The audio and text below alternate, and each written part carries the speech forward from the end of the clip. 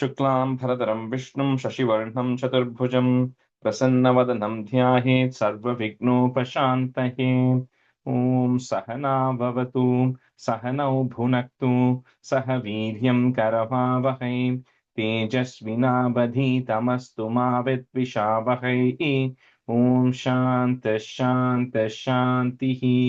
Agajanana Padmarkam Gajanana Maharnisham Anekadantam Bhaktanam Ekadantam Upasmahe Shri Mahaganapataye Namaha Gurave Sarvalokanam Vishaje Bhavaroginam Nidahe Sarvavidyanam Shri Dakshinamurtaye Namaha Asmad Guru Charanarvindabhyam Namaha Vasudeva Sutam Devam Kamsajanhuramardhanam Devaki Paramanandam Krishnam Vande Jagadgurum Jnananandamahyam Devam Nirmalaspatikakritim Adharam Sarva Vidyanam Shri Hayagrivam Upasmahe Shri Hayagriva Namaha Saraswati Namastubhyam Varade Kamarupini Vidyarambam Karishyami Siddhir Bhavatu Me Sada Shri Mahasaraswati Namaha Uma Komala Hastabja Sambhavitalatakam Hiranyakundalam Vande Kumaram Pushkarasrajam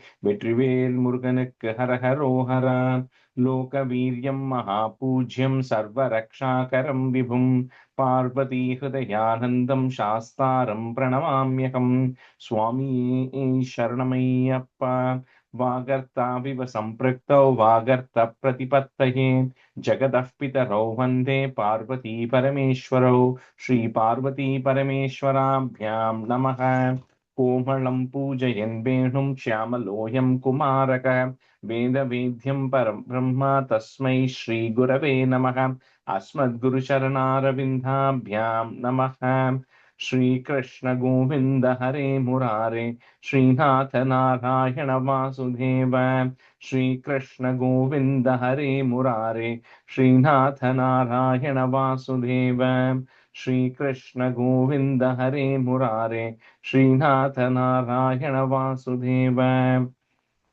Pītāmbharam Karavirajita Chakra Shanka Kaumodaki Sarasijam Karuna Samudram Radha Sahayam Atisundaramandahasam Vatalayesham Anisham Hridibhavayami Krishno Rakshatumam Chara Chara Guru Krishnam Namasye Sadha Krishne Naiva Surakshito Hamasakrite Krishnaya Dattam Manaha Krishna Deva Samudbhavo Mama Vibho Krishnasya Dhasosmyaham Krishne Bhakti Rachanchala Bhagavan He Krishna Tubhyam Namaha Shri Guru Vayurappa Sharanam Namranam Sannidhatte Satadamapi Purasteranabhyartitanapi Artan Kamanajasram Vitarati Paramananda Sandram Gatim Cha Itham Nisheshalabhyo Niravadika Palaha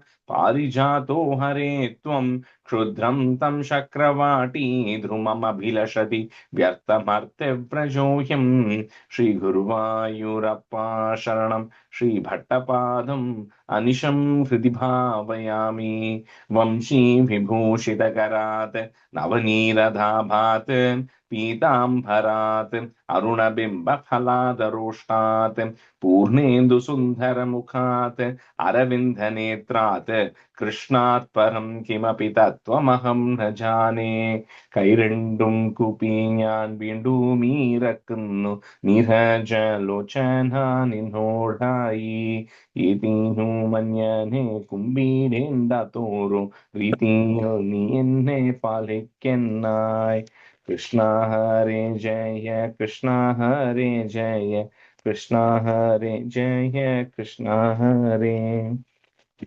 Good morning, everyone. Welcome to the class. Okay, so we'll do a review of 68 and 69. So Lakshmi ji, you can do one. Yadavalli. I don't know which Lakshmi is on. If it's Yadavalli or Yedavalli. anyway, okay. You can do one. Lalita Murli, you can do one. Whichever one you want to pick, 68 or 69. Sure. Yeah. Thank you. My singing is not good, but I'll do it. तव विलोकनात् कृष्णा गोपिका जनाः प्रमदसङ्कुलाः कृष्णा पङ्कजे क्षणा अमृतधारया कृष्णा सम्प्लुता इव स्तिमिततां धगुः Krishna त्वत्पुरोगताः The first line, last word, I was just telling it to Madhu earlier. It's Pankajekshana, not Na. Oh, No पङ्कजे R at the end there, yeah. Okay. तदनु काचना कृष्णा त्वत्कराम्बुजं सपति गृह्णति कृष्णा निर्विशङ्कितं घनपयोधरे कृष्णा सन्निधाय सा पुलकसंवृता Krishna तत्स्तुषी चिरम् The first line, Kachana, not Na. तदनु काचन कृष्णा तव विभो परा Krishna कोमलम्बुजं निजगलान्तरे Krishna पर्यवेष्टयत् गलसमुद्गतं Krishna प्राणमारुतं प्रतिनिरुन्धति Krishna अतिहर्षुला Pratinirundativa. तीव Krishna अतिहर्षुला उपगतत्रपा Krishna कापि कामिनी तव मुखाम्बुजात् कृष्णा पूगचर्वितं प्रतिगृह्य त कृष्णा वक्त्रपङ्कजे निददति गता कृष्णा पूर्णकामतां विकरुणो वने कृष्णा संविहाय माम् अपगतोऽसि का कृष्णा त्वामिह स्पृशेत् इति सुरोषया कृष्णा तावदेकया सजललोचनं कृष्णा वीक्षितो भवान् Second line, Saroshaya. Iti Saroshaya. Second line, Iti Sar. yes I think इति it's just Suroshaya, Saroshaya. Yeah. Okay इति मुदाकुलैः कृष्णा वल्लीजीवनैः समुपगतो कृष्णा यामुने तटे भृतुकुचाम्बरैः कृष्णा कल्पितासने घुसृणभासुरे कृष्णा पर्यशोभताः Let's look at the first line. Ballavi Janaihi. First line. Okay इति मुदाकुलैः कृष्णा वल्लवीजनैः is that correct okay Yeah. कतिविधा कृपा कृष्णा केऽपि सर्वतो धृतदयोदया कृष्णा केचिदाश्रिते कतिचिदि दृशा कृष्णा मादृशेव पीति अभिहितो भवान् कृष्णा वल्लवी जनैः Second line, there is a small ish there. Madrusheshwapiti. मादृशेष्वपीति ओके अयि कुमारिका कृष्णा नैव शङ्क्यताम् कठिनता मयि कृष्णा प्रेम कातरे मयि तु चेतसो कृष्णा वोनुवृत्तये कृतिमिदं मयः कृष्णा इत्युचिवान् भवान् Kritamidham maya. कृतमिदं मयः कृष्णा इत्युचिवान् भवान् So there, that A sound is coming there. Kritamidham maya मया कृष्णा ityuchivan bhava. अयि निशम्यतां कृष्णा जीववल्लभाः प्रियतमो जनो कृष्णा नेदृशो मम तदिह कृष्णा रम्ययामिनीषु अनुपरोधमिति कृष्णा आलपो विभो इति गिराधिकं कृष्णा मोदमेदुरैः व्रजवधूजनैः कृष्णा साकमारमन् कलितकौतुको कृष्णा रासखेलने गुरुपुरीपते कृष्णा पाहि मां गतात् Parabrahmane namaha. केशपाशधृतपिञ्चिका वितति सञ्चलन्मकरकुण्डलम् हारजालवनमालिका ललितमङ्गरागघनसौरभम् पीतचेलधृतकाञ्चिकाञ्चितमुदञ्चतं शुमणिनूपुरम् रासकेलिपरिभूषितं तव हि रूपमीश कलयामहे तावदेव मण्डने कलितकञ्चुलीककुचमण्डले गण्डलोलमणिकुण्डले युवतिमण्डले तपरिमण्डले अन्तरा सकलसुन्दरी युगलमिन्दिरारमण सञ्चरन् मञ्जुलां तदनुकासकेलिमयि कञ्चनाभसमुपाददा वासुदेव तव भासमानमिह रासकेलिरससौरभम् धूरतोऽपि खलु नारदागतितमाकलय्य कुतुकाकुला वेशभूषणविलासपेशलविलासिनी शतस मावृता नाकतो युगपदागता वियति वेगतोत सुरमण्डली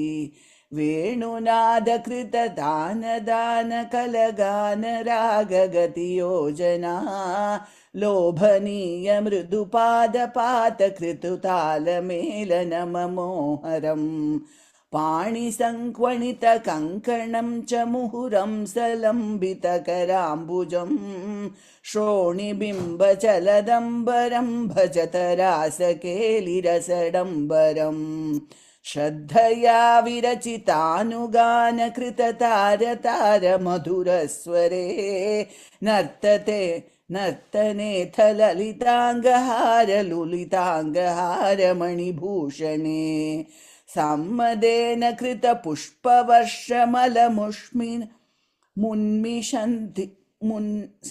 मुन्मिषद्धिविशतां चिन्मये त्वयि निलीयमानमिव सम्मुमोहसवधूकुलम् स्विन्नसन्नतनु वल्लरी तदनु कापि नाम पशुपाङ्गना कान्तमं समवलम्बते स्म तव तान्तिभारमुकुलेक्षणा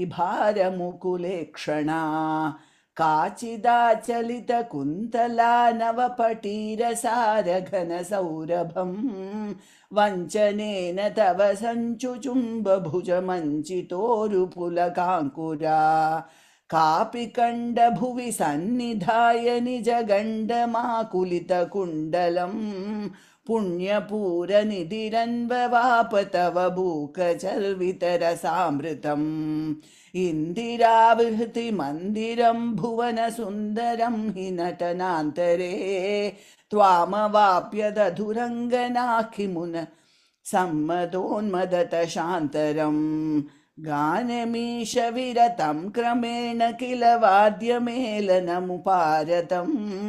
ब्रह्मसम्मदरसाकुला सदसि केवलं ननु तुतुङ्गना नाविदन्नपि च नीविकां किमपि कुन्दलीमपि च कञ्चुलीं ज्योतिषामपतिक दम्पकं दिवि विलम्बितं किमपरं ब्रुवे Only the second line, last word. Na nru sound. Na nrutu ranganaha. Oh, nanruturanganaha. Okay. मोदसीम्नि भुवनं विलाप्य विहृतिं समाप्य च ततो विभो केलिसमृदित निर्मलाङ्गन नवगर्मलेश शुभकात्मनां मन्मता सहनचेतसां पशुपयोषितां सुकृतचोदिता तावदा कलितमूर्तिराददितमारवीरपरमोत्सवान्. Third line and choditaha. We added a visarga there. Oh, choditaha. Yeah, because fourth line, the is will go away in the beginning. So the visarga will move to the third line. Okay, I thought I said choditaha, maybe, sorry. No worries, no, you just missed it. Okay.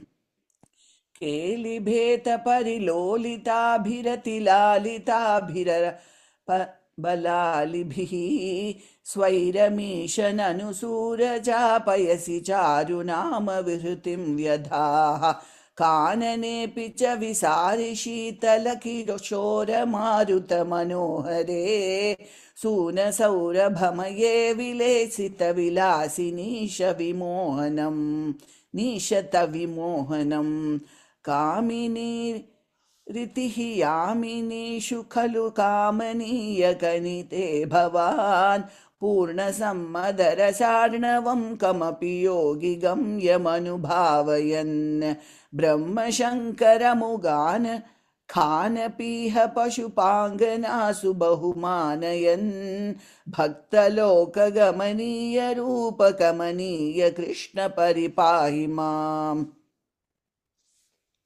Shri Krishnaya And if you want to do it you want to do the last line 3 times. Sure. And the whole idu akaminiya. Yeah, just in the last line mattumda. Brahma. Oh, Bhaktalo.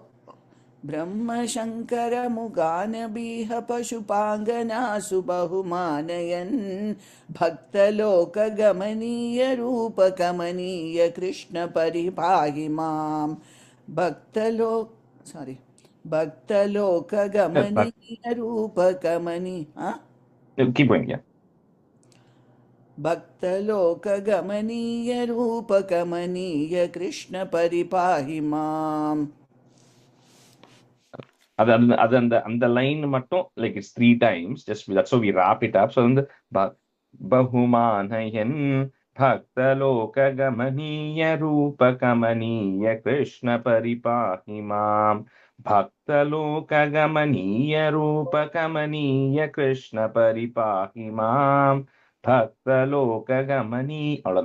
You know music better than me, but I'm just saying that's the three wrap up. Anyway, good. All right, so we'll continue with 70 and 71. Quick Dasakams today. So the first half, Jyoti ji, Chandran, you can be a student, and Krishnan ji, you can be a student. So 70 is, it's 3 different, again, the things, the Asuras and Vrindavan continue. So it's Sudarshana, Shapa, Moksha, Varnanam. So curing the curse of Sudarshana. Then Shankachuda Vadavarnanam, Vrishabhasura Vadavarnanam. So 3 different topics here. That's one. Ite tvahi rasakulam ramita vallabhe vallabhaha kadapi puramambika kamiturambika kanane samitya bhavata samham nishinishevya divyotsavam sukham sushupuragrasid vrajapam ugranagasnadha. So all the Rasa Krida stuff got done with 69. And, just one day, right, somewhere in the future, one day, they all go to this forest called as Ambika Forest, which is said to be somewhere, bordering where River Saraswati was running, because it specifically talks about how they go to that forest and then, they are going for some pilgrimage, right? So to go worship Shiva and Ambika, and then, they dip in the Saraswati, all of that. And then a lot of people go, Nanda, then his brother Sunanda, the entire family, everybody is going, Gopas are going. And, they finish their pilgrimage there. And that night, they decide to camp somewhere on the banks of River Saraswati in that Ambika forest. So at night, because it's a forest, at night, a very large snake comes. And that snake, actually, Ugranagha. So it's a very, very ferocious, poisonous snake is coming, and it comes to bite Nandagopa. Iti tvayi rasakulam ramita vallabhe vallavaha, kadapi puram ambika kamitur ambika kanane. So the word ambika is coming there twice if you want to break that thing there. Sametya bhavata samam nishi nishebya divyotsavam, sukham sushupur, I'm breaking at that ra, sushupur agrasid brajapam ugra nagas tada. Ite tvayi rasakulam ramita vallabhe vallavaha kadapi puramambika kamiturambika kanane sametya bhavata samham nishinishevya divyotsavam Sukham Sushupuragrasid Vrajapamugranagastada. Yeah, Rajesh, the title says Sudarshana Shabha Moksha Varnanam, Shankha Choda Vadha Varnanam. The next one, Vrishabhasura Vrishabhasa. Vrishabhasura Vadavarnanam. My book says it's Arishta Vadha. That's Vrishabha's other name is Arishta. Same, okay. The same thing. Yeah. Same thing, okay. Yeah. Idi Tvairasakulam Ryamitavallabhe Vallavaha Kata Vipuramambika Kamiturambika Kanane Sametya Bhavata Samannishi Nishevya Divyolsavam Sukham Sushupuragrasid Vrajapamugranagastада Idi Tvairasakulam Ryamitavallabhe Vallavaha Kada Vipuramambika Kamiturambika kanane sametya bhavata samannishi nishevya divyolsavam sukham sushupuragrasid vrajapamugranagastада.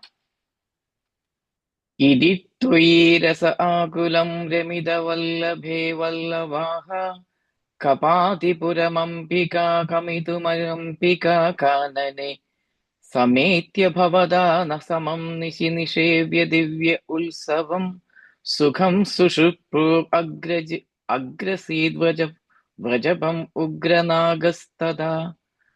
Idi rasa akulam remidavallabhe vallavaha Kabadipuramambika kamidurampika kanane Sametya bhavada samam nishiniveshya divyolsavam Sukham sushupur agrasid vajabam ugranadastada.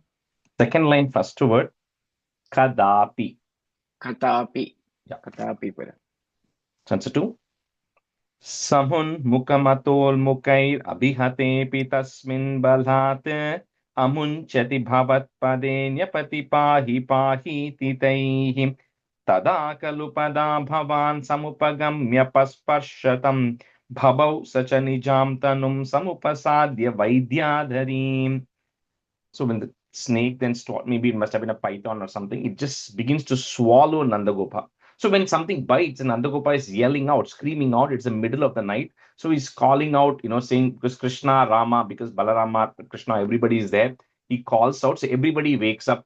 Then, they have this, those torches of fire, right? Wood with fire to keep the night. So they all go and try to beat that snake with the torch of fire, but nothing happens. It doesn't want to let go Nandagopa. So it's a big snake. So it's really trying to swallow him.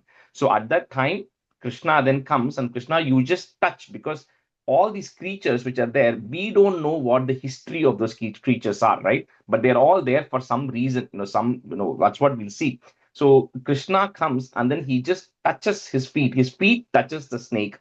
So the moment the feet touches the snake then takes a different form. So he takes the form of a Vidyadhara. That's why Vaidyadharim. Vidyadharas are demigods who live in the higher planets. So they are like, the gods are there, and there are like the demigods, like the not as a level of Indras, but like the level lower than that. So that's called a Vidyadharas, Gandharvas, multiple of those demigods. So he takes the form of one of the Vidyadhara, which is his original form. So he'll tell his story later, but that is, so he then takes that form the moment Krishna's feet touches him. Samun mukham, breaking at that ma. Atol mukhair, breaking at that ra. Samun mukham, atol mukhair, abhihatepi, tasmin, balat, put it, comma, balat. Next line, the da becomes a. Amunchati bhavat pade, nyapati pahi pahiti taihi tada khalu pada bhavan samupagamya pasparshatam, bhabhau sacha nijam tanum samupasadhya vaidyadharim. Samun mukhamatol mukair abhihate tasmin balhat amunchati bhavat pade nyapati pahi pahi titaihi tada khalu pada bhavan samupagamya pasparshatam bhabau sacha nijam tanum samupasadhya vaidyadharim. समुन्मुखमथोन्मुखैरभिहतेऽपि तस्मिन् बलात् अमुञ्चति भवत्पदे न्यपति पाहि पाहीति तैः तदा खलु पदा भवान् समुपगम्य स्पर्शतम् बभौ स च निजां तनुं समुपसाद्य वैद्याधरीम् समुन्मुखमधोन्मुखैरभिहतेऽपि तस्मिन् बलात् अमुञ्चति भवत्पदे न्यपति पाहि पाहीति तैः तदा खलु पदा भवान् समुपगम्य स्पर्शतम् बभौ स च निजां तनुं समुपसाद्य वैद्याधरीम् समुन्मुखम् अध अभिहतेऽपि तस्मिन् बलात् अमुञ्चति भवत्पदे न्यपति पाहि पाहि इति तैः तथा खलु पथा भवान्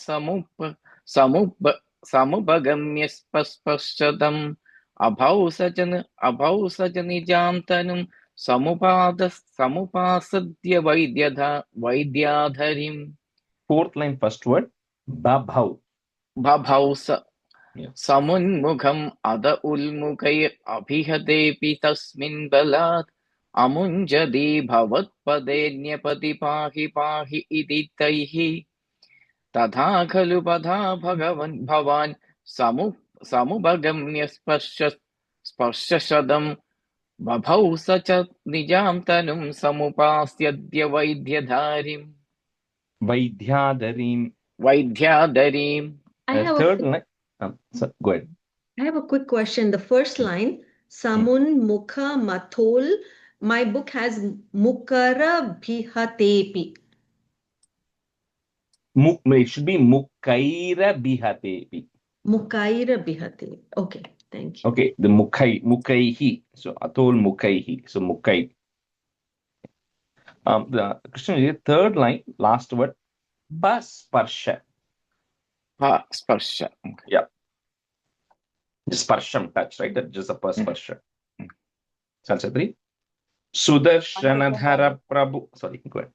What is that pa? It is pa for.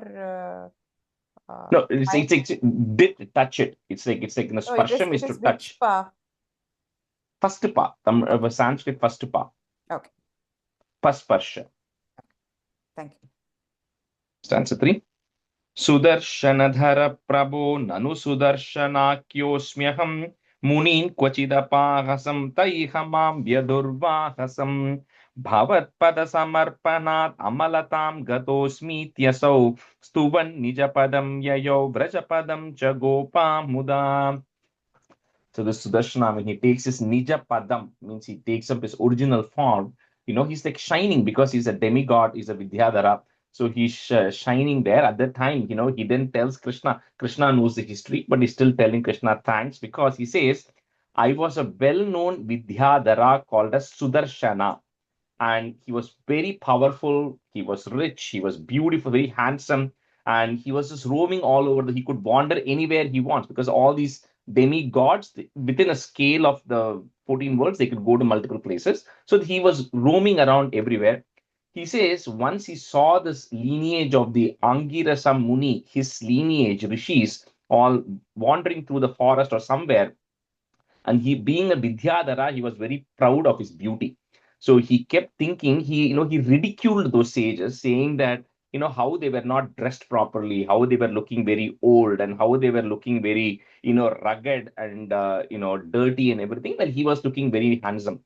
So because he was so proud and arrogant about his beauty, and he had to ridicule the sages said the best way for you to realize your mistake is to take a form which reflects that.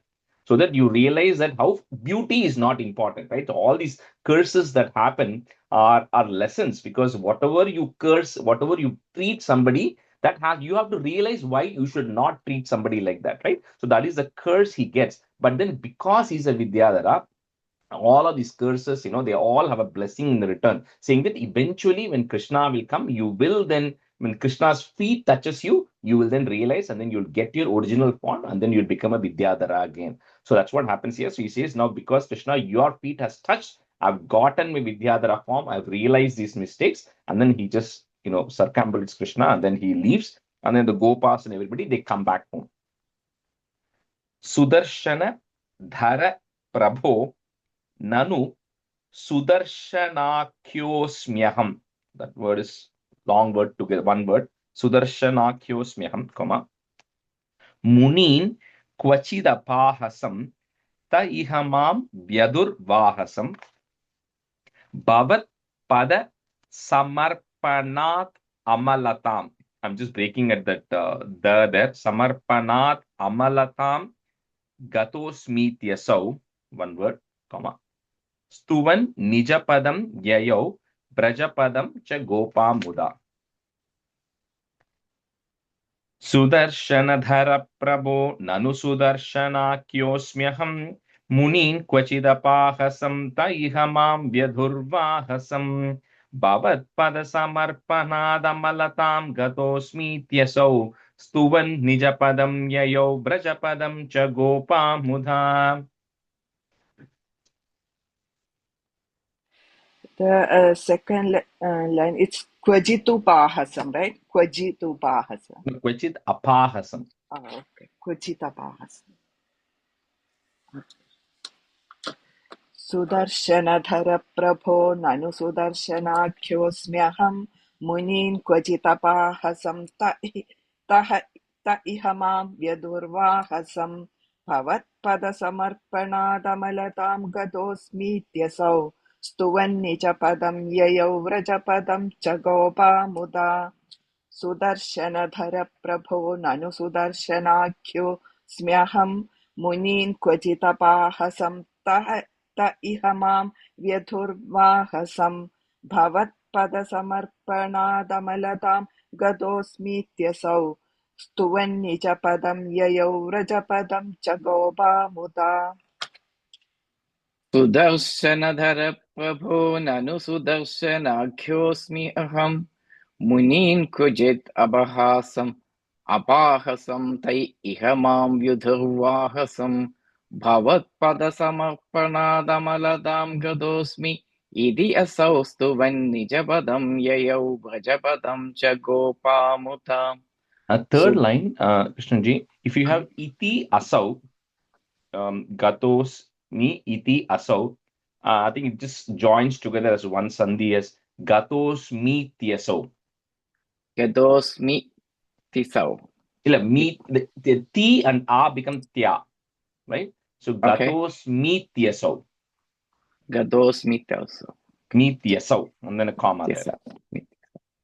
Sudarshanadhara Prabho Nanu Sudarshana Aghyosmi Aham Munin Kujit Apahasam Tai Ihamam Vyudharvahasam Bhavat Pada Samarpanadamaladam Gadosmi Tausau Stuvan Nijapadam Yayau Vrajapadam cha Gopamuta. And support.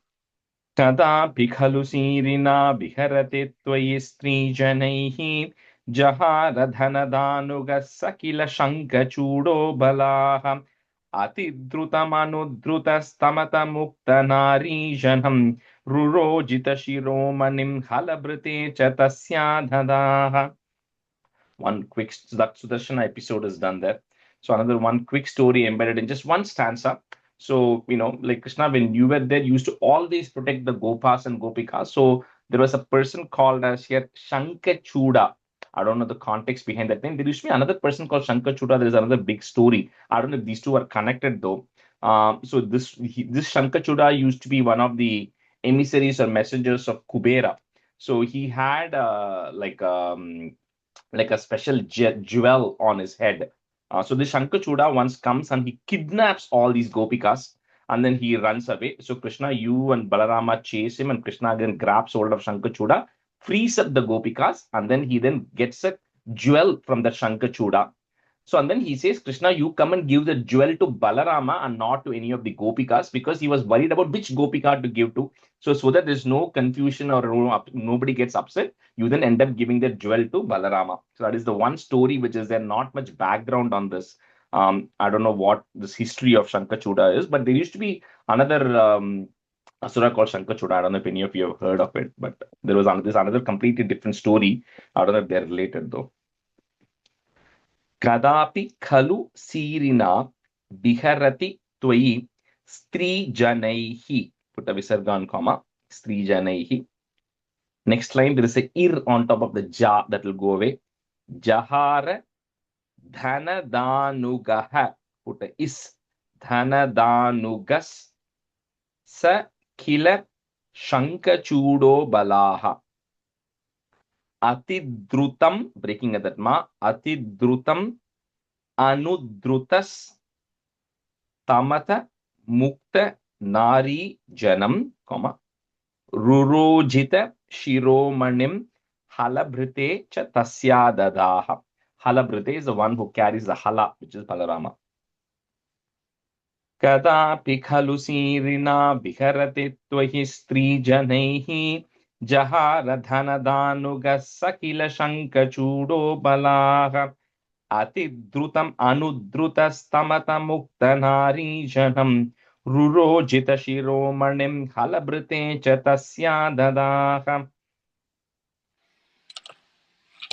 कदापि खलु सीरिणा विहरति त्वयि स्त्रीजनैः जहारधनदानुगः स किल शङ्खचूडो बलाः अधिद्रुतमनुद्रुतस्तमधमुक्तनारीजनं रुरोजितशिरोमणिं हलभृदे च तस्या ददाः कदापि खलु सीरिणा विहरति त्वयि स्त्रीजनैः जहारधनदानुगः स किल शङ्खचूडो बलाः अधिद्रुतमनुद्रुतस्तमधमुक्तनारीजनं रुरोजितशिरोमणिं हलभृदे च तस्या ददाः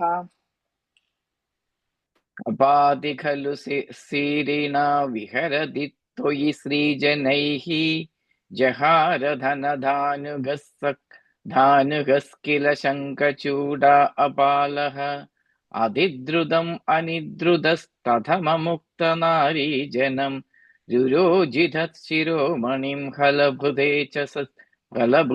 च तस्य अदाददाः. Krishnaji, the first word kadapi.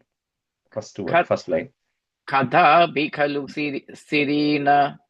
Sirina. And then, yeah. Kadapi khalu sirina viharati toyi strijanaihi jahara dhanadhanugaskila shankachuda abalaha. No, that word, shankachudo balaha. Shankachudo balaha. Adidrudam anidrudastamatha muktanari janam Durojidhashiromanim halabhutte chasatasya adadadaha. No, that one, you can just say it as one word, the last word, tasya dadaha. Tasya dadaha. Yeah. You don't have to break that tasya and adada. So, no, tasya dadaha. Sounds fine. Dineshu cha suhrajjanai sahavaneshu leelaparam Manobhava मनोहरं रसित वेणुनादामृतं भवन्तमरीदृशाम् अमृतपारणादायिनं विचिन्त्य किमुनालपन् विरहतापिका गोपिकाः. Just life is going on for Krishna right now. So, you are this way, Krishna, you continue to spend time in the Vrindavan forest with the Gopas and the Gopikas.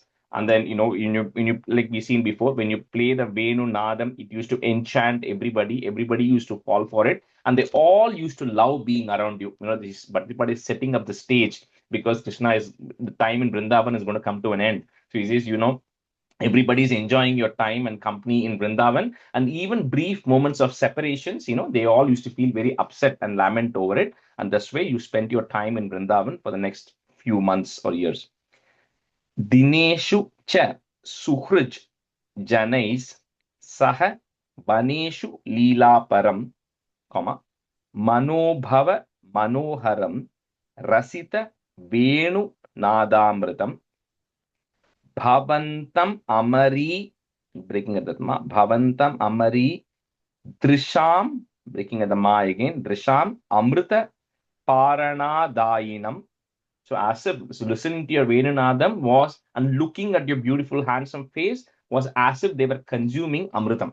So Amrita Parana Dayinam, comma, Vichintya Kimunalapan Viraha Tapita Gopikaha.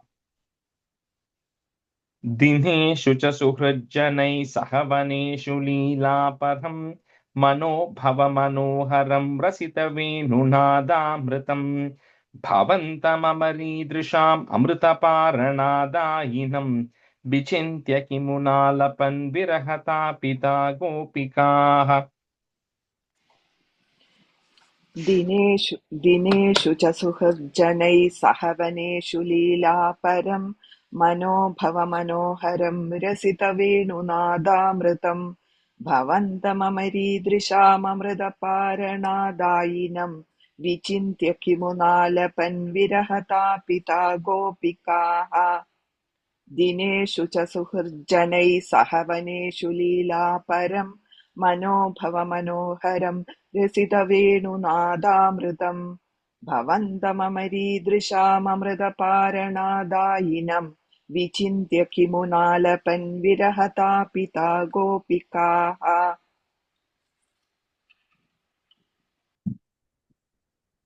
दिनेषु च सुहृज्जनैः सह वनेषु लीलापरं मनोभमनोहरं रसितवेणुनादामृतं भवन्तमवरीदृशाममृतपारणादायिनं विचिन्त्य किमुनालपन् विरहतापिता गोपिकाः.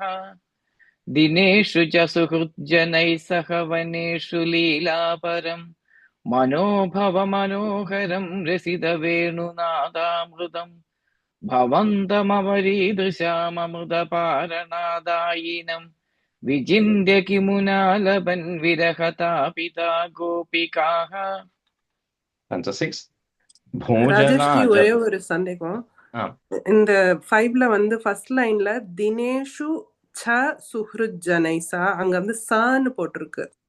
Cha, CH. Okay, thank you. Answer 6. भोजराजभृतकस्त्वत कश्चित् कष्टदुष्टपथदृष्टिररिष्टः निष्ठुराकृतिरपष्ठुनिनादः तिष्ठते स्म भवते वृषरूपी. Come to the last story of this Dashakam. So, like all these, asuras who were continued, people who did bad things, right? There was a person called as Arishta. So that's what Jyotiji in your book it had Arishta Vadavarna. His name is Arishta, but he was in the form of a bull. That's why it says, in my book it says Rishabhasura Vadavarnana, because he took the form of a bull.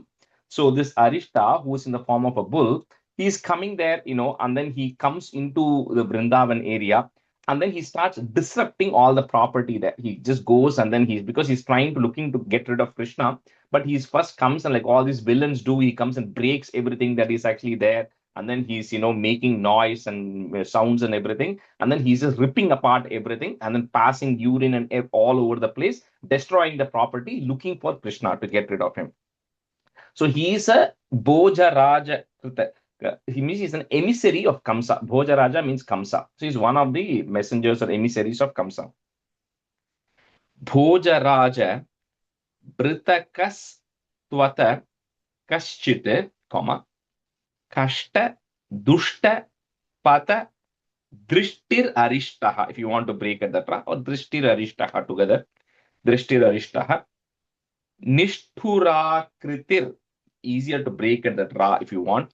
Nishturakritir apashtu ninadaha. That is goes away. Ninadaha. Visarga, comma. Tishthate sma bhavate vrisharupi. Vrisha refers to bull. So vrisharupi takes the form of a bull.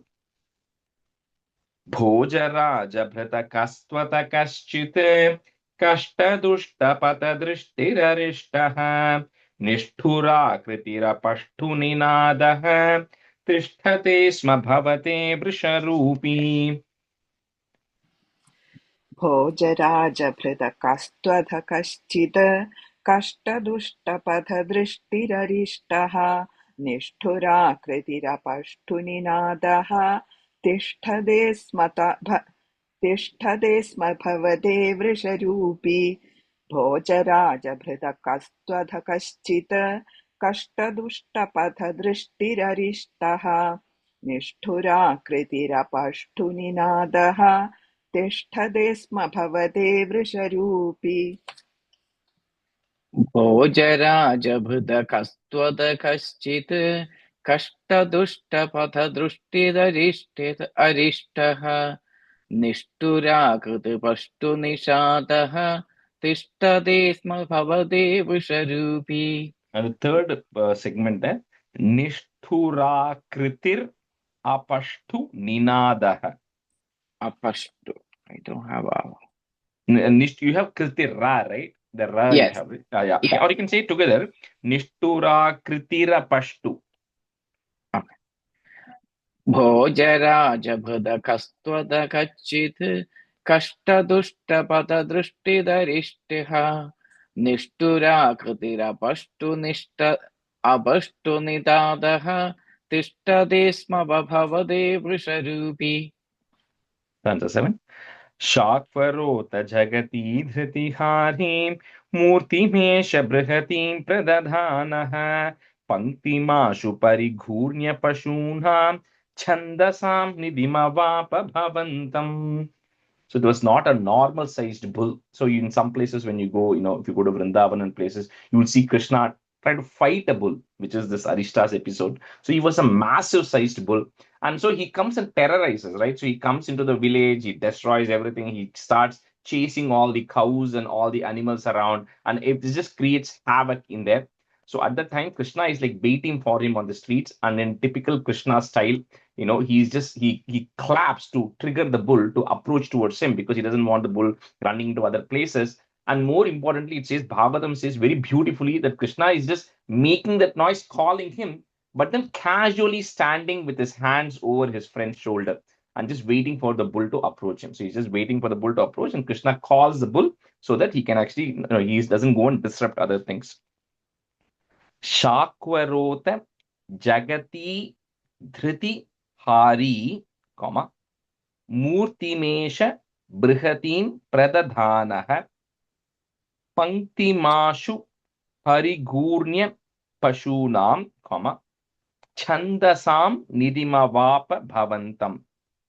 So here, not that I understand the subtle differences here, but here the reason Bhattaripad is saying you are the repository of all the Vedas, who the bull is approaching. The reason he's saying that is some of the words here, Shakvara, Jagati, Dhriti, Brihati, these are all the various chandas of the Vedas. The various Vedas has multiple chandas, meters, and these are all the various meters of the Vedas, but they have different meanings, like in this context. So he's put those words in there to say the store meaning I told you, but he says, but these are also the chandas of the Vedas, also the second meaning of it. So he says that, and then he says, but he's approaching you, who is the repository of all the Vedas. That's why he's saying Chandasam Nidimavapa Bhavantam, because he's kind of playing with words to connect the chandas to Krishna there. Shakvarota jagati dhritiharim murtimesha brihatim pradadhanaha panktimashu parighurnya pashunam chandasam nidimavapa bhavantam. शाक्वरोऽथ जगति धृतिहारी मूर्तिमेष बृहतीं प्रदधानः पङ्क्तिमाशु परिघूर्ण्य पशूनां छन्दसां निधिमवाप भवन्तम्. शाक्वरोऽथ जगति धृतिहारी मूर्तिमेष बृहतीं प्रदधानः पङ्क्तिमाशु परिघूर्ण्य पशूनां छन्दसां निधिमवाप भवन्तम्. शाक्वरोध जगदीधृति हरिमूर्तिं येष बृहदीं प्रदधानः पङ्क्तिमाशु परिघूर्ण्य पशूनां छन्दसां निधि अभाव भवन्तम्. On the first line, after Diti Hari, long E, and then you can put a comma there. Harim. Shakvararth jagadi dhrudiharim murtimesh bruhadim pradadhanaha Panktimashu parighurnya pashunam chantasam nidhim abhava bhavantam. And the first line, that Hari, I'm hearing an im sound. There's no im sound, just Hari, long E. Hari, okay. Yeah, and then the second line after Pashunam, there is a comma. Okay, Parighurnya Pashunam, Pashunam. then Chantasam. Yeah. Chansa 8. Tunga Shungamukhamashvabhiyantam Sangrihaya Rabasadabhiyantam Bhadrarupamai Daityam Abhadram Mardayanna Madayassuralokam.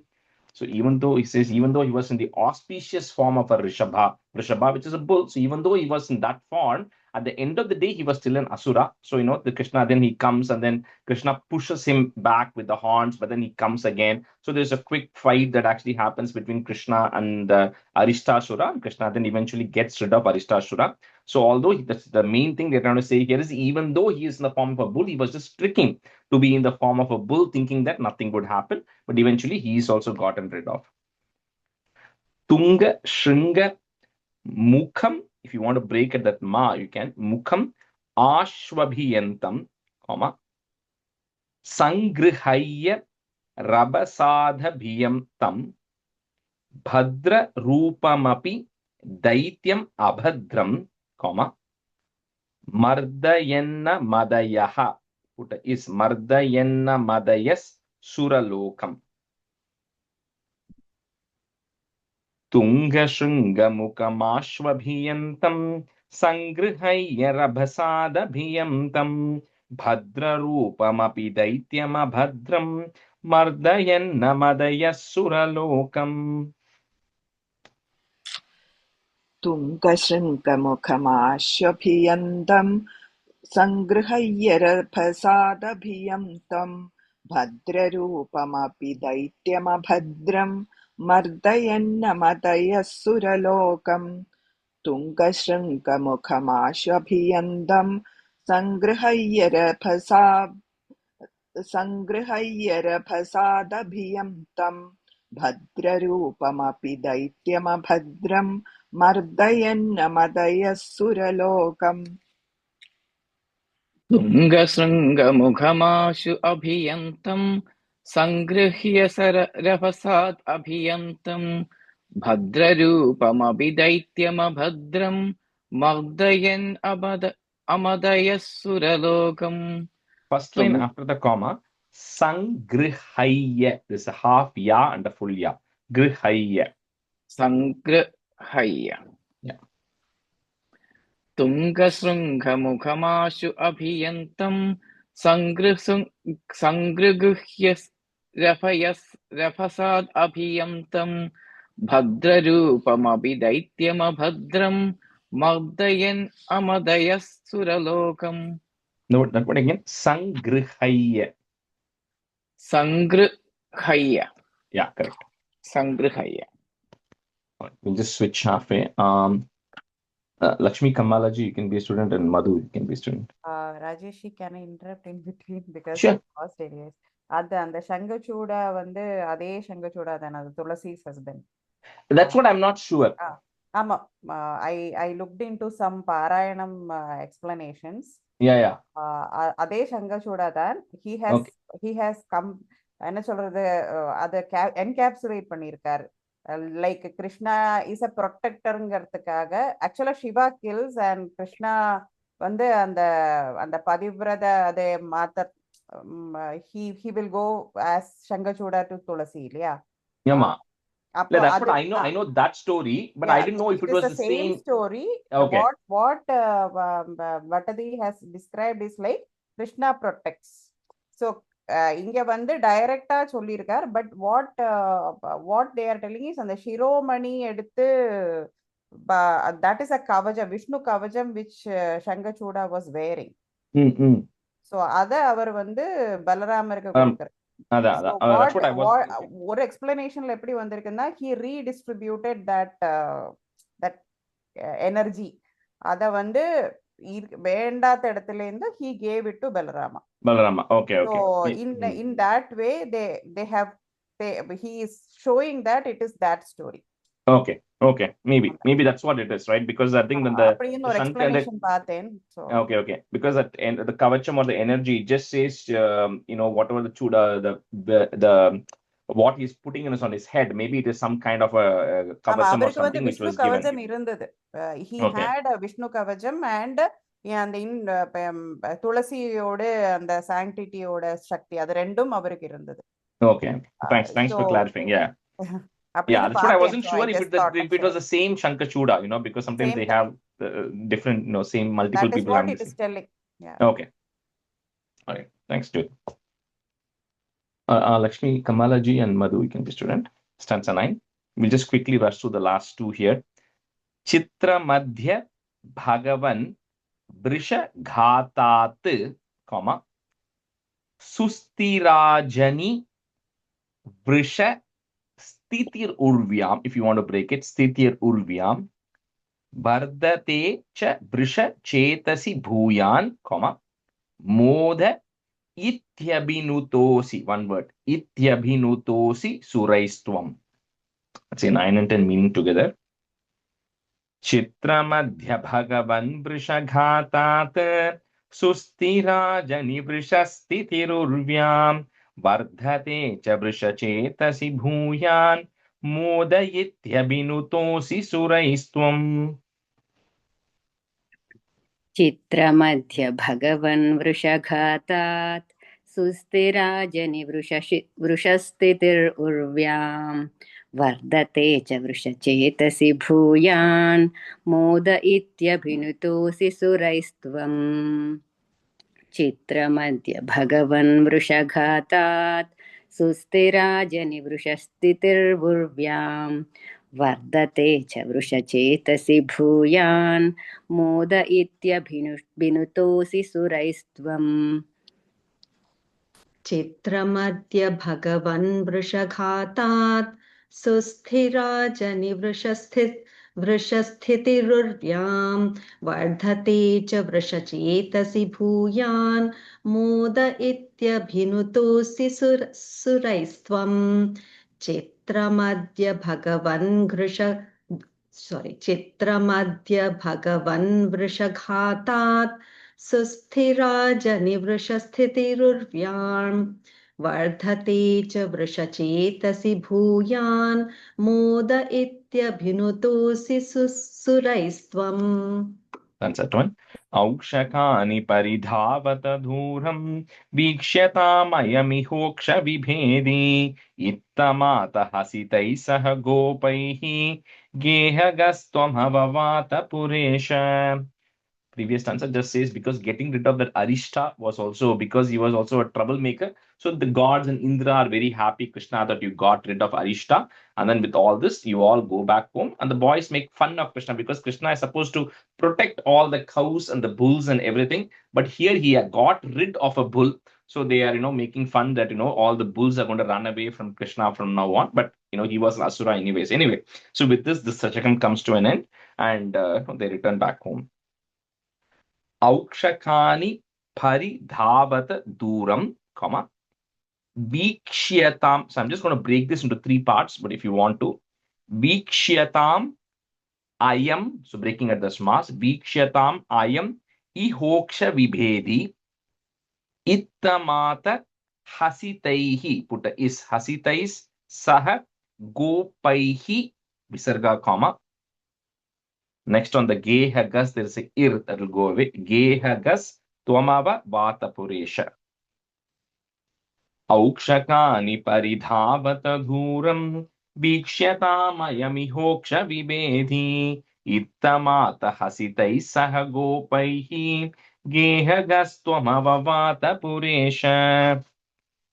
औक्षकानि परिधावत दूरं वीक्ष्यतामयमिहोक्ष विभेदी इत्थमात्तः हसितैः सह गोपैः गेहगस्त्वमववात पुरेश औक्षकानि परिधावत दूरं वीक्ष्यतामयमिहोक्ष विभेदी इत्थमात्तः हसितैः सह गोपैः गेहगस्त्वमववात पुरेश.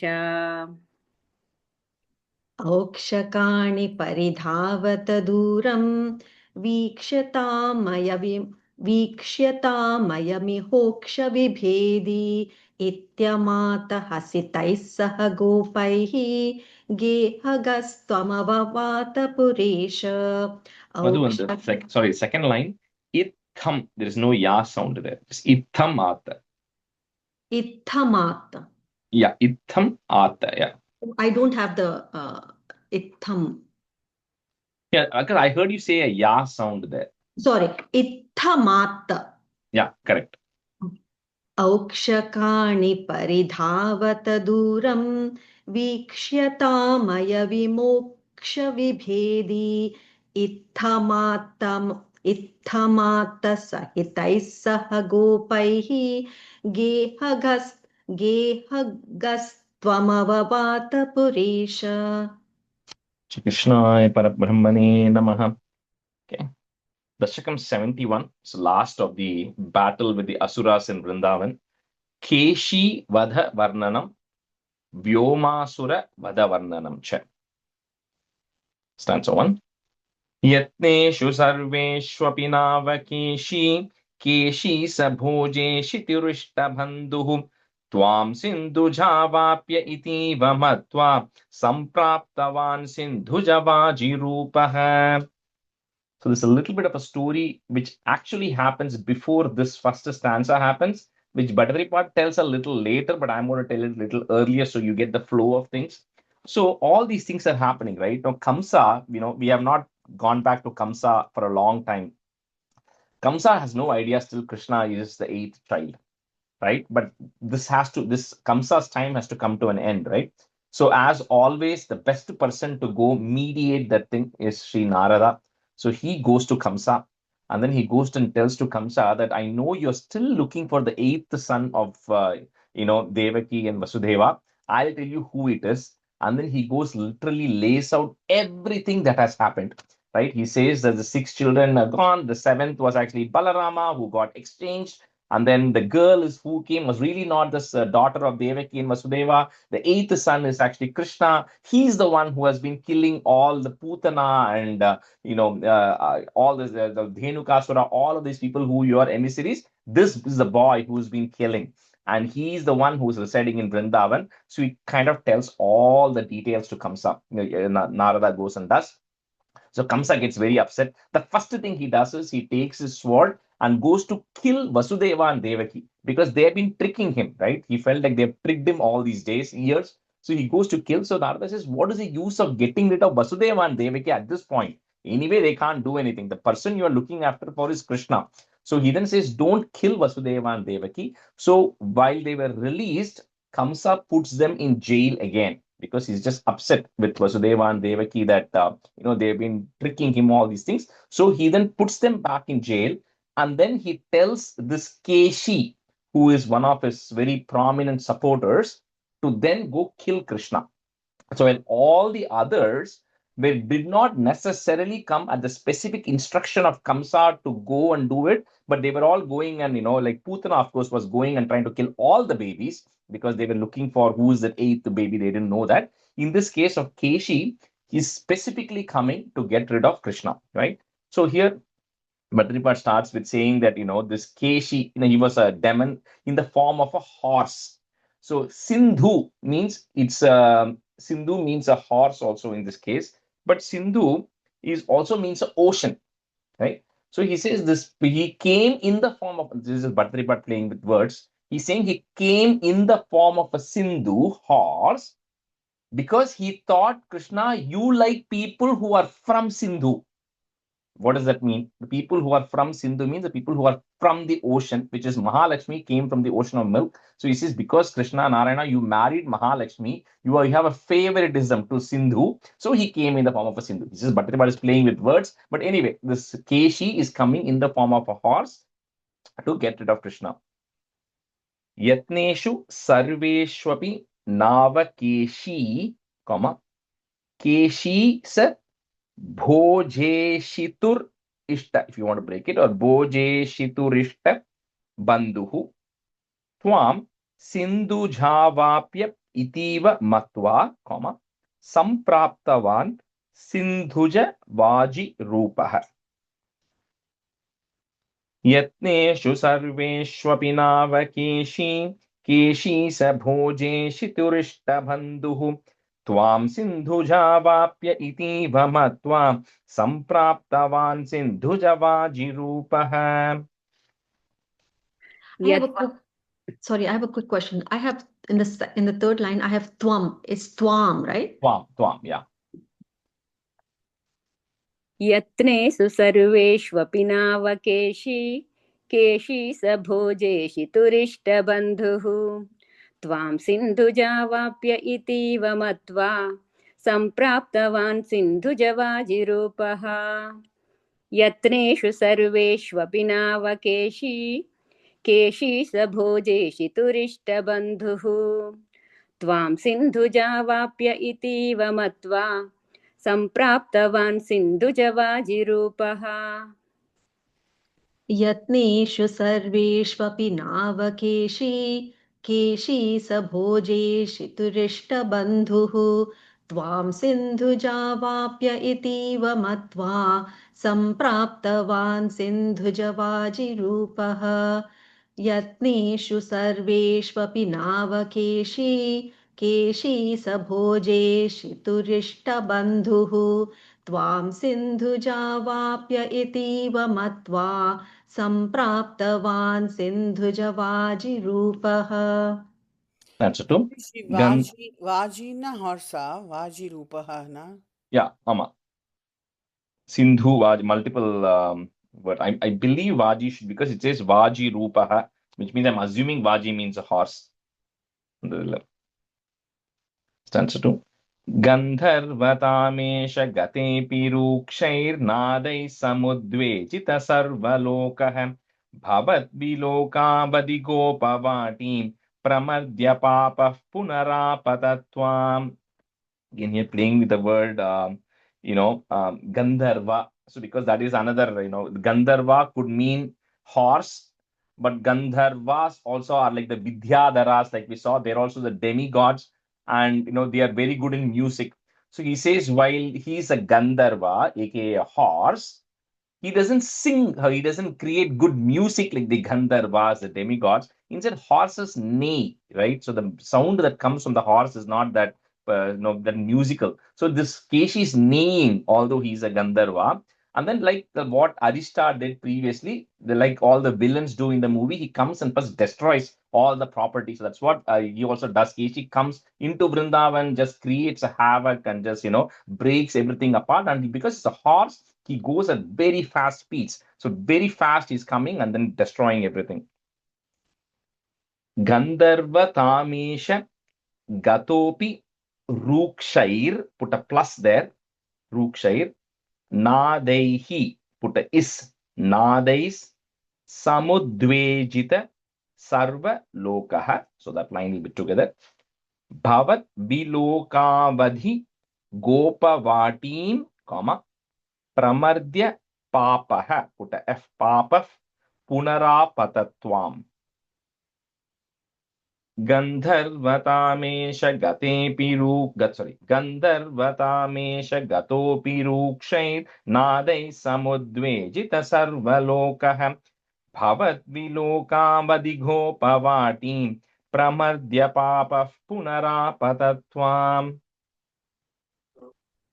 गन्धर्वतामेष गतोऽपि रूक्षैर्नाथैः समुद्वेजित सर्वलोकः भवद्विलोकावधिगोपवाटीं प्रमर्द्य पाप पुनरापतत्वाम् गन्धर्वतामेष गतोऽपि रूक्षैर्नाथैः समुद्वेजित सर्वलोकः भवद्विलोकावधिगोपवाटीं प्रमर्द्य पाप पुनरापतत्वाम्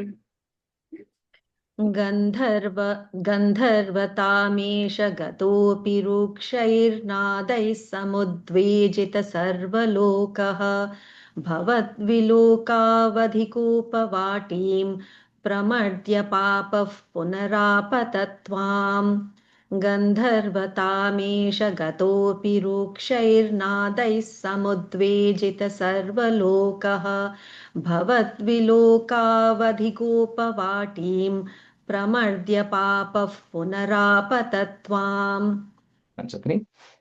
तार्क्ष्यापिताङ्ग्रेस्तव तार्क्ष्य एषः चिक्षेप वक्षो भुवि नामपादम् भृगोः पदाघातकथां निशम्य स्वेनापि शक्यं तदितीव मोहात्.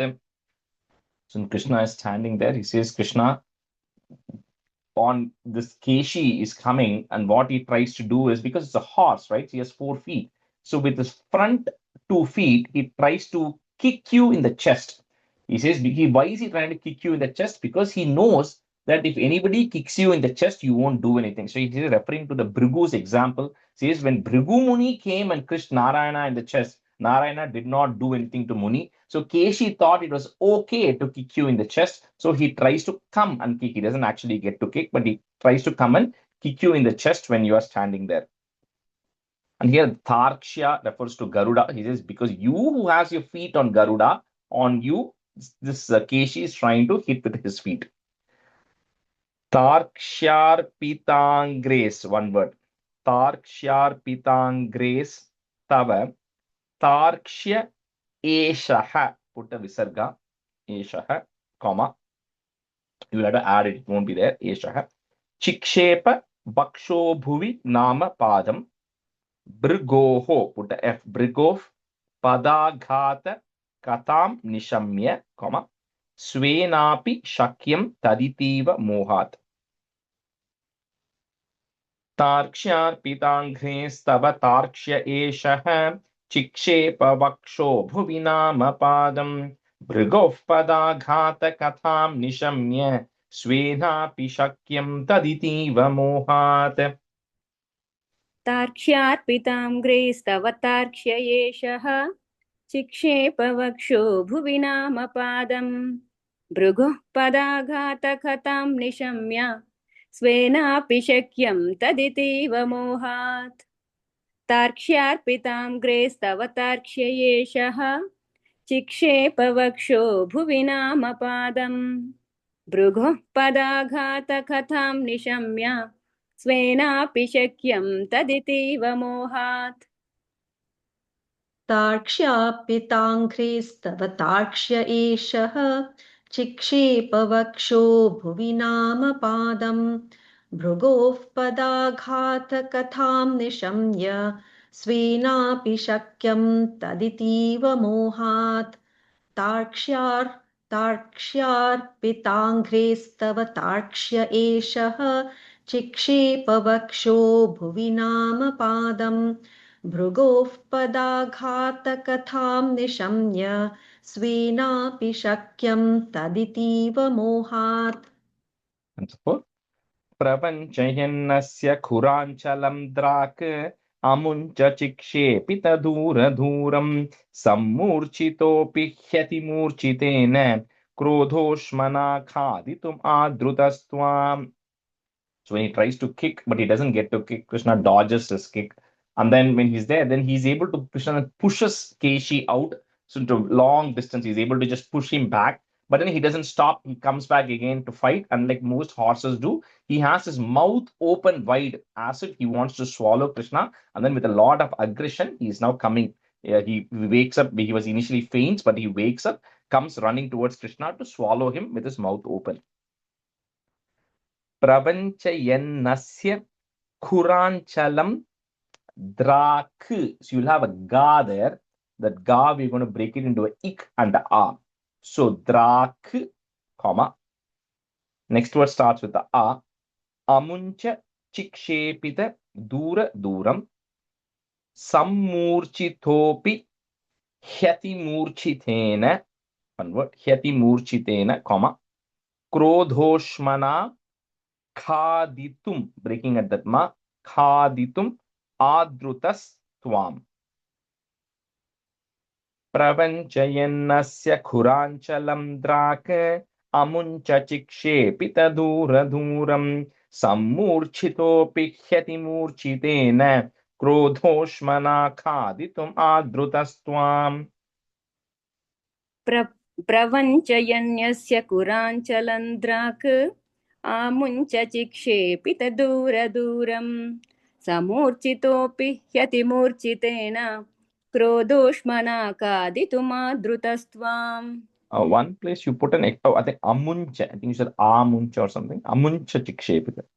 No dirgham, amuncha. Yeah. प्रवञ्चयन्यस्य कुराञ्चलं द्राक् अमुञ्च चिक्षेपि तदूरदूरम् समूर्छितोऽपि ह्यतिमूर्छितेन क्रोधोष्मना खादितुमादृतस्त्वाम्.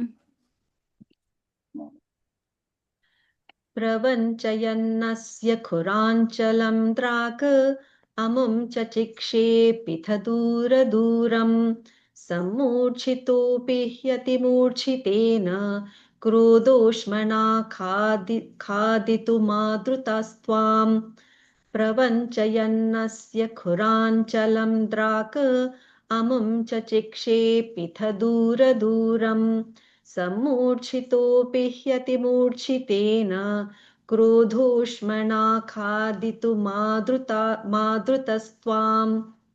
That's fine. त्वं वाहदण्डे कृतदीश्च वाहादण्डं न्यदास्तस्य मुखे तदानीं तद्वृद्धिरुद्धश्वसनो गतासुः सप्ती भवन्नप्ययम् ऐक्यमागात्. So now when Keshi comes running with his mouth open towards Krishna in a big form, so what Krishna does is you put your hand into his mouth like a vahadhande, like a club. And when it does, then then that's the end of Keshi. But in this case, like unlike other like Sudarshana, who we saw earlier, and Arishta, they did not get liberated, right? Sudarshana took back his Gandharva form. In Arishta's case, there was no mention of him getting liberated. But in Keshi's case, there's a separate mention saying that Sapti Bhavan Apyam Aikyam Agat. He then gets Aikyam into it. He gets liberated, very similar to Aghasura. So you don't know what the story is of why, or what the historical karma is that some of these asuras do get liberated, others don't. But in Keshi's case, he gets liberated, Krishna, because your hand went into his mouth. Tvam vaha dandhe kritadhischa vaha, put a plus, dandham nyadas tasya mukhe tadani. So that line is together.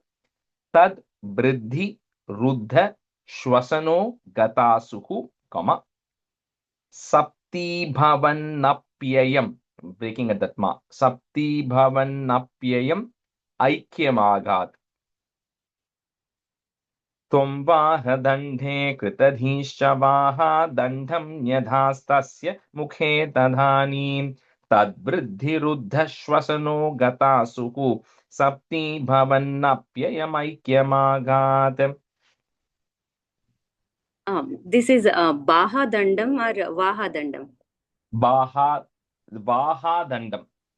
Okay. Tvam Vaha Dande Krutadishcha Vaha Dandam Nyadastasya Mukhe Tadanim Padvruddhiruddhashvasano Gatasuhu Sapti Bhavannapyayamaikyamagat. So Lakshmi, that's why that the Vaha Dandam is one word. That's why you're putting a plus there. So while we will say Kritadisha Vaha Dandam, so you kind of have to say that together and not separate. Continue. Tvam Vaha Dande Krutadishcha Vaha Dandam Nyadastasya Mukhe Tadanim Vadvruddhiruddhashvasano Gatasuhu Sapti Bhavannapyam Aikyamagat. Sapti Bhavannapyam. Yep. Tvadvruddhiruddhashvasano Gatasuhu Sapti Bhavannapyayam Aikyamagat. त्वं वाहदण्डे कृतधीश्च वाहादण्डं न्यधास्तस्य मुखे तदानीं तद्वृद्धिरुद्धश्वसनो गतासुः सप्ती भवन्नप्ययमैक्यमागात्. त्वं वाहदण्डे कृतधीश्च त्वं वाहदण्डे कृतधीश्च वाहादण्डं यथास्तस्य मुखे तदानीं तद्रुद्धिरुद्धश्वसनो गतासुः सप्ती भवन्नप्ययमैक्यमागात्. Answer 6. आलम्भमात्रेण पशोऽसुराणां प्रसादके नूत्न इवाश्वमेधे कृते त्वया हर्षवशात् सुरेन्द्राः त्वां तुष्टुवुः केशवनामधीयम्. So here, like it says, you did not perform any Ashwamedha Yajna, Krishna, but, getting rid of Keshi. So because you got rid of Keshi, who was an Ashura, you got the name of Keshava. Now, of course, there's another saying that Krishna's name is Keshava because he has black hair. That also means Keshava. Kesha means hair, and, Va means one who has. So Keshava means the one who has beautiful flowing hair. Also means Keshava. But here, according to the things, the reason why the original name Keshava comes is because you got rid of Keshi. So because of that, you got the name of Keshava. Like hobbies of Govinda has multiple meanings. Same thing here. Alambha matrena pashoho. Put is pasho suranam, comma, prasadake nutna ivashwamedhe krite tvaya harshavashat surendraha. That is goes away. Visarga, comma, surendraha. Tvam tushtuvuhu. Put ich. Tushtuvuh Keshava Namadheyam.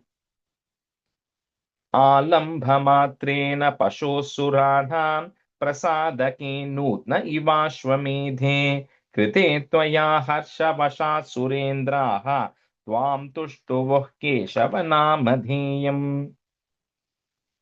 आलम्भमात्रेण पशोऽसुराणां प्रसादके नूत्न इवाश्वमेधे कृते त्वया हर्षवशात् सुरेन्द्राः त्वां तुष्टुवुः केशवनामधेयम्.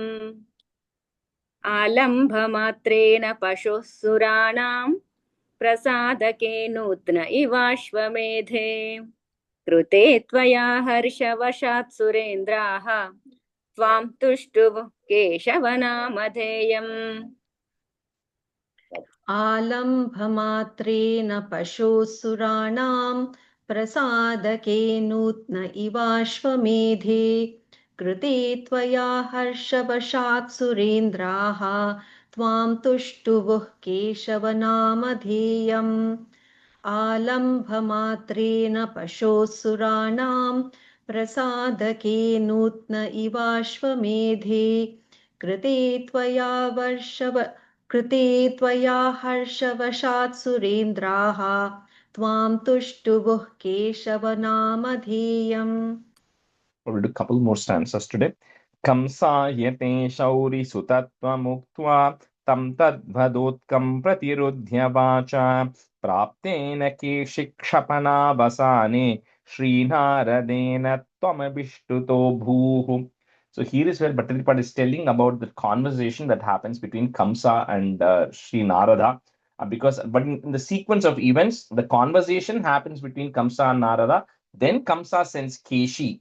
Then after the Keshi Vadam is happening, then Narada comes and meets Krishna in Vrindavan. So that is the stanza is saying. Narada then comes and Abhishtuto means to praise you. Narada comes and does a stuti for you. Now in Bhagavatam, it's very beautifully Narada pretty much tells everything that is going to happen in the rest of the Krishna Avataram. So he says, "Oh Krishna, in the next few days, I'm going to see you come to Mathura. I'm going to see you get rid of Chanura and everyone. I'm going to see you get rid of Kamsa. I'm going to see how you're going to marry Rukmini, how you're going to marry all of them, how you're going to get rid of Poundraka, how you're going to get rid of, what do you call, anyway, all the other people in the future, right? Everything that is going to happen, how you're going to say the Gita to Arjuna." So Narada really does a stuti where he tells everything that is going to happen later in Krishna Avataram, right? So all of this was like Narada is one person who knows what everything is going to be happening in the future, and that's what he comes and then he praises you and says, "I'm going to witness more leelays of you in this Avataram of yours." Kamsaya te shauri sutatva muktva, comma, tam tadvadhotkam pratirudhya vacha Praptena keshi short e kshapanavasane, comma, Shri Naradena Tvamabhishtuto bhuhu.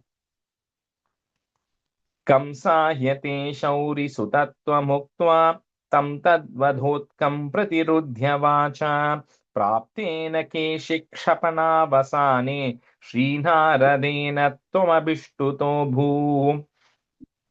कंसायते शौरिसुतत्वमुक्त्वां तं तद्वदुक्तं प्रतिरुध्य वाचा प्राप्तेन केशिक्षपनावसाने श्रीनारदेन त्वमभिष्टुतो भूः कंसायते शौरिसुतत्वमुक्त्वा तं तद्वदुक्तं प्रतिरुध्य वाचा प्राप्तेन केशिक्षपनावसाने श्रीनारदेन त्वमभिष्टुतो भूः कंसायते शौरिसुतत्वमुक्त्वा तं तद्वदोक्तं प्रतिरुध्य वाचा प्राप्तेन केशिक्षपणावसाने श्रीनारदेन त्वमभिष्टुतो भूः कंसायते शौरिसुतत्वमुक्त्वा तं तद्वदोक्तं प्रतिरुध्य वाचा प्राप्तेन केशिक्षपणावसाने श्रीनारदेन त्वमभिष्टुतो भूः. We'll just do one more stanza. Kadapi gopaihi, put a is gopais saha kananante, comma, nilayana kridana lolupam tvam mayatmajaha, put a f mayatmajah prapa duranta mayo, comma, vyomabhido vyoma charopa rodhi, long e. Kadapi gopais saha kananante nilayana kridhanalolupam tvam mayatmajah prapa durantamayo vyomabhido vyomacharoparodhi. कदापि गोपैः सह काननान्ते निलायनक्रीडनलोलुपं त्वां मयात्मजः प्रापदुरन्तमायो व्योमाभिदो व्योमचरोपरोधि कदापि गोपैः सह काननान्ते निलायनक्रीडनलोलुपं त्वां मयात्मजः प्रापदुरन्तमायो व्योमाभिदो व्योमचरोपरोधि कदापि गोपैः सह काननान्ते निलायनक्रीडनलोलुपं त्वां मयात्मजः प्रापदुरन्तमायो व्योमाभिदो व्योमचरोपरोधि कदापि गोपैः सह कान्तनान्ते निलायनक्रीडनलोलुपं त्वां मयात्मजः प्रापदुरन्तमायो व्योमाभिदो व्योमचरोपरोधि. First line just before the comma, kananante. कदापि गोपैः सह काननान्ते. I will stop here today. Shri Krishnaya Parabrahmane Namaha. Sandhanandhavabodhatmakamanupamitam kaladeshavadibhyam nirmuktam nityamuktam nigamashatasahasrena nirbhasyamanam aspashtam drishtamatre punarurupurushartatmakam brahmatattvam tattavad bhati sakshat gurupavanapure anta bhagyam jananam काहेन वाचा मनसेन्द्रियैर्वा बुद्ध्यात्मना वा प्रकृते स्वभावात् करोमि यद्यत् सकलं परस्मै नारायणायेति समर्पयामि. நான் ஒரு மினிட் எடுத்துக்கலாமா? Thank you. அந்த ஃபர்ஸ்ட் ஸ்டான்ஸால வந்து அந்த சிந்துஜாவாப்பியால வந்து the first Sindhujavapya is most of the Sindhu region people can approach Krishna, yeah. The first Sindhu is coming. The horses used to come from the Sindhu. That. So they are the ones which have been friendly with Krishna and Fox. So அந்த மாதிரி approachable ஆகிறதுக்காக And also they are telling they are very fearful and powerful horses from Sindhu region. Sindhu, adan So sis. Keshi வந்து to approach Krishna, he disguised as a horse from Sindhu region. Sindhu, adan அந்த Sindhu, அந்த கேஷி வந்து is just a horse தான், but அந்த Sindhu reference வந்து they are just putting it to say that you are friendly, like you said, they are friendly with people from Sindhu, which is the ocean. ஆமா, like Mahalakshmi.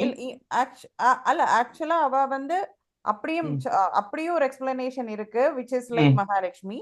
But another explanation from P.R. Ramachandra, அவரை நான் கொஞ்சம் நிறைய follow பண்ணேன். So அவர் வந்து என்ன சொல்றாருன்னா, மகாலட்சுமி மாதிரியே Sindhu region itself is like Mahalakshmi. Okay.